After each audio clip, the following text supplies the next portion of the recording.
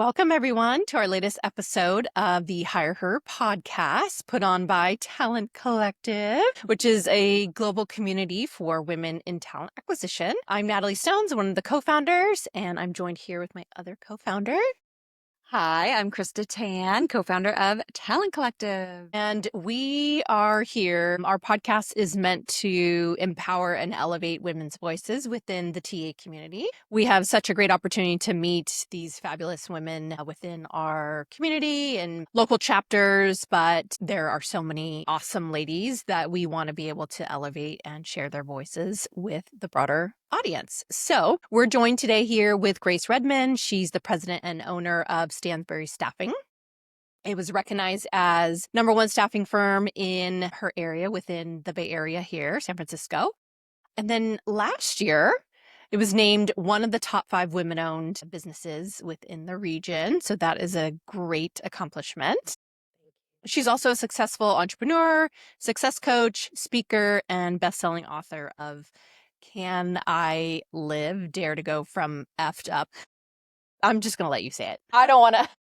No, we can dare to go from effed up to fabulous. Yes. Like, I don't know if I could say bad words on my own podcast. No, we could, improvise. Yeah, we'll leave it to you. But she's also going to be joining us at our upcoming Talent Sphere Summit this June as speaker, and we're lucky to have her share some thought leadership with the broader audience. So, Grace, without further ado, we'd love to have you give a little bit more introduction and share a little bit about your recruiting journey. Yeah, so I have been the owner of Stansbury Staffing for 26 years, and it has been just an incredible journey. And just before we got on, I just said, I love our industry so much, and I believe it gives incredible opportunity for, both men and us women. And I'm so grateful. And I was thinking about it this morning. Just sometimes I feel like take for granted, we don't realize how much we help our communities, because really our livelihood is what fuels ourselves and our families. And we're helping individuals find their career path, find new opportunities. We support them, when they get laid off or when they're in between positions. And of course, we're also helping, organizations find top talent. But for me this morning, it was really about, especially with all the layoffs happening, we really are the backbone and support of so many talented professionals who may be in between positions or who are looking for a new opportunity. And what a blessing to be able to hold that space and for so long. Thank you for sharing that, because I feel like just these last couple of years as an industry, TA has gone through such a rough time with our own internal anguish and crisis and layoffs. And I feel like there's just been such a message of people being just so hurt and so exhausted these last few years. And I feel like I rarely take the time anymore, let alone hearing other people take the time to really give so much value and be so grateful for what we get to do every day. And you're making me think back to like the early days of when we started recruiting, and I was full of that kind of gratitude and just, really saw what the impact we were making was. And so thanks for bringing that back up. And as you were talking, I was like, yes, we are so fortunate, and we do make such an impact and change people's lives. So We do. We do. And just to be transparent, our industry has experienced tremendous chaos, and I've experienced it as well. Myself, my team, in 26 years in business, I never experienced what we experienced last year. And it's not just you or the others out there. I feel like we're all going through it. And that was my way of stepping back and remembering, because we could go down that rabbit hole very quickly.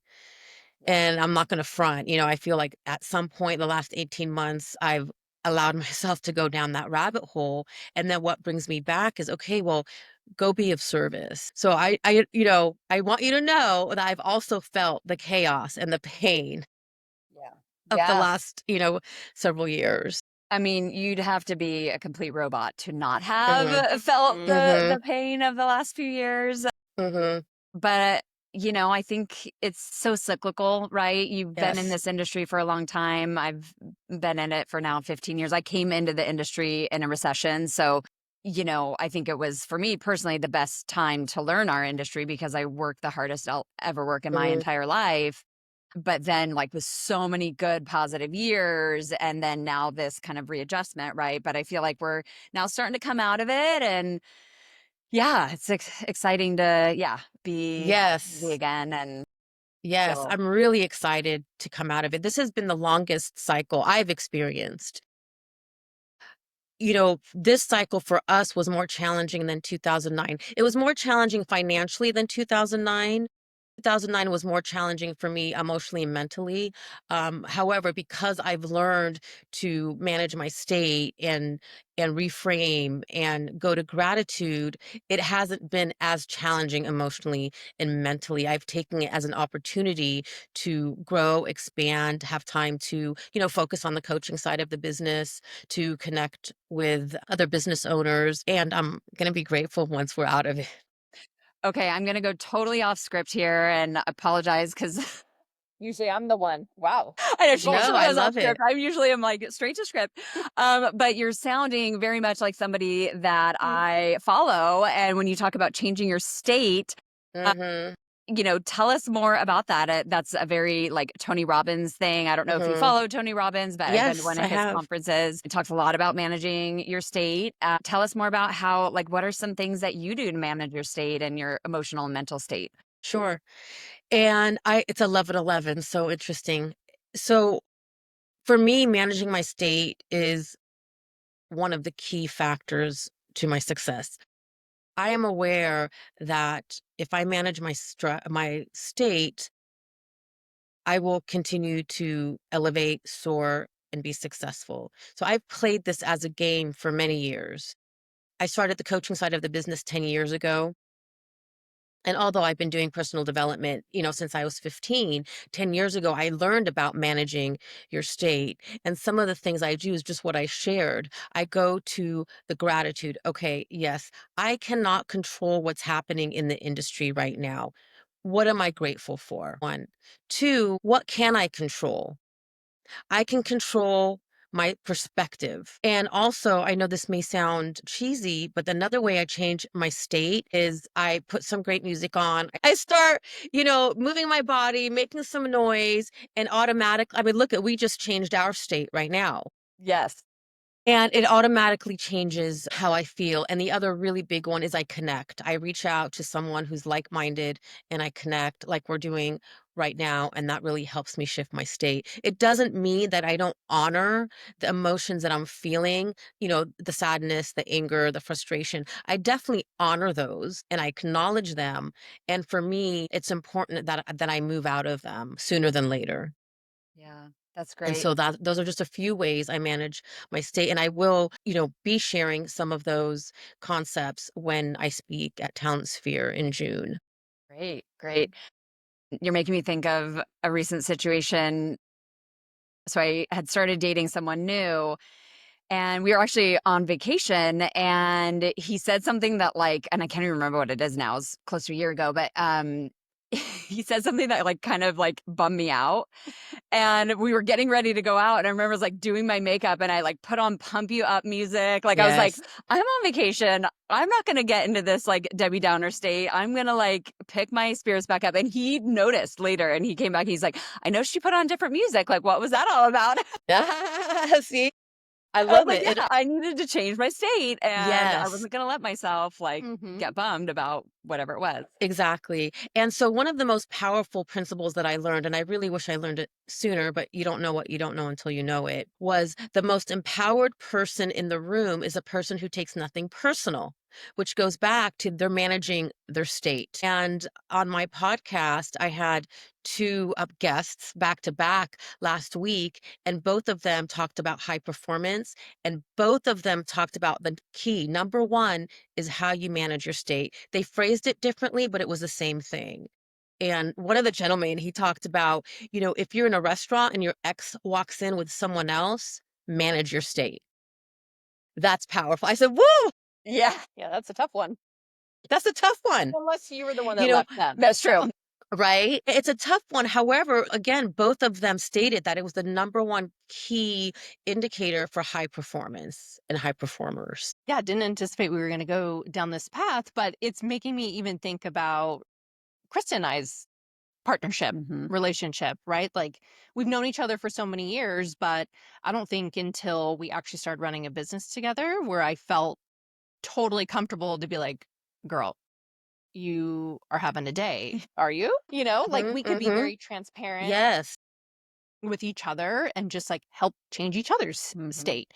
Yes. Or just share that, like, I'm just having a day. Yes. And then we just talk through it. And so my Yes. point to this is I think it's really important for everybody to find some sort of peer or colleague or friend, Yeah. to your point, that you have that level of trust and comfortability with, that Absolutely. you're not going to take it personal if they call you out on your shit Yes. for that day, because they're actually going to be the ones that carry you out of it. So, Yes, um, absolutely. And accountability is also key to our success, our moving forward. We need, that's the biggest piece of, the success principle. What are your gaps? Be honest with yourself.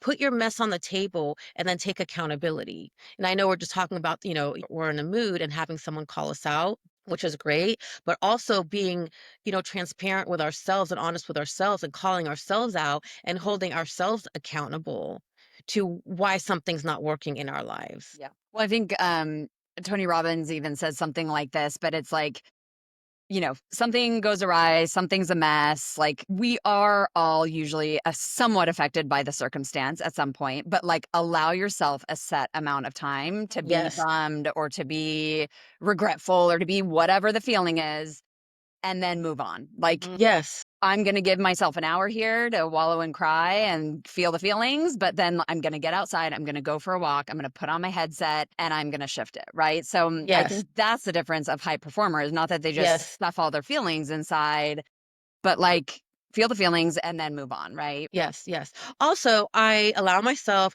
to go grab the chocolate chip almond cookies from Trader Joe's and Okay. indulge. Yes. Eat your And feelings. yeah, I was like, okay, that felt good. Now, Yeah. time to move on. Time to move on. Yeah. Snap out of it. Yeah. But I think it first starts with calling it out yourself. Yeah. Like, damn, I'm just having a bad day. Or like that Yeah. thing just Naming it. really put me, yeah, naming it. That's the right word that I Yeah, was and, looking and for. that's okay. We're human. We're, like you said earlier, we're not robots. We're human and we have a range of emotions for a reason, and they're telling us something. And listen, we got to listen to ourselves, to our body. Well, let's change it up, or let's double down, I guess, on this. Do it. Being that we are a podcast for women and we're a community for women, what unique challenges may you what Have you faced? you for my lunch? Yeah. What unique challenges, if any, have you actually faced as a woman in your career Mhm. or as an entrepreneur, starting your Yeah. business personally? Great question. And I don't know if this is unique to me, but one of my greatest challenges was managing, raising my family and running the business.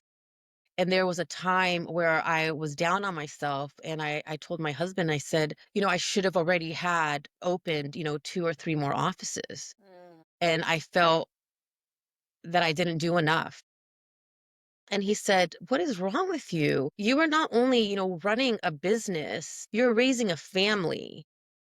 And then I stepped back and I said, "You're right." And now that my kids are older, they're in their 20s, they still need so much attention, which it's okay. I'm able to focus more time on doing the podcast, on going to the networking events in the evening, on focusing on growing, the coaching side of the business. So I've learned, although that was a challenge, and I'm going to be transparent, it is still a challenge. Family still needs my attention. And for me, family comes first. And so just recently, I've had to say, okay, Grace, you're not going to be able to go at the pace you want right now. It's okay because family's more important and your well being's more important. So I had to make a decision recently to slow my pace down. And if it takes me, 24 months as opposed to 12 months to, reach my next set of goals, it's okay. I'm not going to give up. I always call myself, I'm the turtle in the turtle in the hair story. I'm gonna continue to move forward and I'll get there. So that's continues to be my challenge is managing my family and my career because I really want to go like pedal to the metal. And that's the choice I'm making, to step back just a bit. Yeah. Go ahead. Oh, I was just going to say the key word that stood out to me there was should. I should be Yes. XYZ. I often, I don't know if I'm joking with my mom these days or I'm like, Mom, she's a shoulder. So Yes. can you stop shooting on me? Like, stop Yes. shitting on me. And so it's very hard for her. She doesn't do it intentionally, but Mm-hmm. I had that all growing up, like, well, you should do this or should. And so now it like really gets to me every time I hear the word should from anybody, but especially from her. Yeah, it's triggering. Yeah. Yeah. And Moms have so a I way. Moms really, have a way. yeah. Sorry, Mom, if you're listening to this podcast, but she knows it because I call her out. I'm like, stop shitting on me. Yeah. And Right. I really try to be mindful, like in any conversation, and especially internally to myself, not to use the word should. And if I say it, I try to claw it back and say, actually, I shouldn't have said should to you. And I try to like reframe what I was going to Totally. say because it like really can put a lot of pressure on yourself or others. I agree with you 100%. And what I've learned, and I need to get better at this as well, I get to. If Instead I of have choose. to. Yeah. Yeah. Yep. I like that. Yeah. There's also the I can't versus I won't. Like That's right. my ex used to say, well, we can't, or I can't do this, or I can't do that. It's like, you can't or you won't, because you actually have a choice here. Mm-hmm. And Yes. to own it and say, no, I won't do that thing, right? Yes. It's not always about just, I can't. It's very Right. rarely, I can't. Right. And also, I would take it a step further. That's not something that I'm interested in investing my time in. Mm-hmm. Exactly. Yes. That's not where I, choose to focus my energy. Yep. Well, and going back to what you were saying about having a family and running a business, and I could say that for any parent working outside the home, doesn't have to be an entrepreneur. Yes. But and we actually just had on a guest earlier this morning. We talked a lot about that. Like she has 3 young kids and she has to be really focused about her time. She works at a VC, in a talent Mm-hmm. partner role Yep. and commutes 2 hours, like the whole thing. And like it's very important to decide how you're going to focus your time, where you're going to spend your time, and being okay to say no.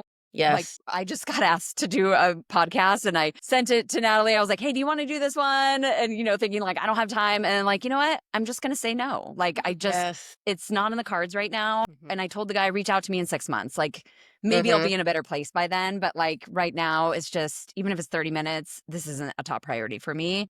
Mm-hmm. So sometimes you just have to make those calls and move Yes. on and feel okay about it. Absolutely. And no is a complete sentence. And again, that's also something that I'm learning because I do enjoy doing all things. However, that's not possible. And I said, no the other day as well I was invited to be part of a community. And I said, I'm really making an effort to be discerning with my time because I found that I've spread myself too thin. And he really appreciated that and he Yeah. could relate to it. Totally. Love that. Okay, let's move on and talk about women in leadership. And Hmm. what qualities do you think that women in leadership can be leaning into? And how Yes. can they be cultivating those qualities? Yeah. I believe us women really need to lean into our magic, our power. Because I have sat down with so many incredible women. Either they were looking for a new opportunity or in between positions, and they were incredible. They would run these incredible C-suite teams, and they'd sit in front of me, and they could not see their worth or their value. And that was, part of the reason I started the coaching side of the business because it felt so rewarding to sit with them and see them and let them know, like, you're amazing and pull that out of them. So I really feel like as leaders, as women, to really own and lean into our talents, our magic, and that will help cultivate our confidence. Because really, what cultivates our confidence is doing the hard things. And so leaning into your power when you're feeling, you know, maybe you're not feeling it, that's going to help cultivate the confidence, Too. leaning in and owning it. Last question. This is a fun one. So, what's an unusual thing that a candidate has said or done through, your 26 years that has stuck with you, made you laugh? Some standout Oh, stories. okay. So this goes back to my first year in recruiting, and lovely, young lady, very polished professional, sent her out for a direct hire opportunity. She received the offer, went in for the background check and the drug test, the drug screen, and the drug screen came back negative. There was something there. And I reached out to her and I said, what's going on? What happened? She said, I ate a poppy seed bagel, a sesame seed poppy seed bagel. Well, naive me, at that time I was only, 30 years old, naive. What do I know? I call a client and I let them know, well, no, this is wrong. She ate a poppy seed bagel before the drug screen. And she said, Grace, are you serious? I really was serious. So that was, never did that again. Right. Right. But I really believed her. Yeah. That's, Yeah. that's the funny part. That's how naive I was. Yep. Yep. She pulled the wool over your eyes on that one. Yes. Another One more so another time I had a person, also fill a drug screen, and he came in and I'm like, "You said you haven't done drugs or haven't done anything." He's all, "It is what it is." And I know everyone uses that phrase now, but that's how I learned that phrase back then. It is what it is. We're not going to change it now. Right. Oh man. Yeah, I don't know how many people do drug screens nowadays. I mean, I just don't know. Maybe for certain types of roles it's more common now, but yeah, for the few that we've had to do, there's always something interesting that pops up, or when you have to do a background check and there's the DUIs and just interesting things coming up. Yes. Well, Grace, thank you so so much for today. You have changed my state being Thank being here with you you. today. Thank you, ladies. Yeah, we're really excited to have you at Talent Sphere. And for Thank those you. of you who don't know what Talent Sphere is, it's our conference put on by Talent Collective and Talk Talent. It's in June in Scottsdale. Please join us. We'd love to have you there. And if it's after June when you're hearing this, come next year. It's going to be Yes. awesome. It's going to be amazing. I'm looking forward Yes. to it. Yeah, Thank you for 100%. having me. Okay, well, thank you, Grace. And for everyone listening, you can find us on all the podcast channels. We also have YouTube. If you're just listening to this on audio and want to see the video, feel free to like, subscribe, and share to keep these great podcasts coming. All right, thanks, everyone. Bye-bye.